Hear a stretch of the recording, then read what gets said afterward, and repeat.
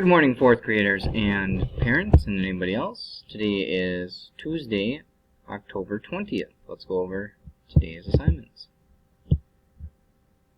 So, here in the stream, actually right here.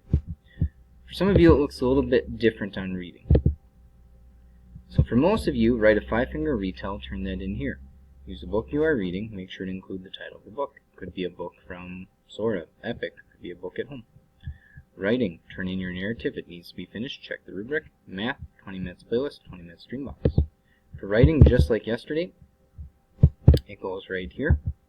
What I will do today is I will look at the ones that have been turned in and give you some feedback on your rubric.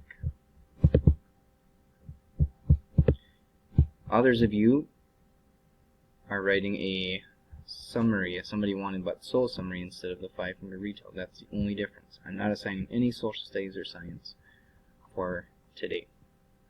So if you have any questions, please let me know. Have a good day. I will see you tomorrow.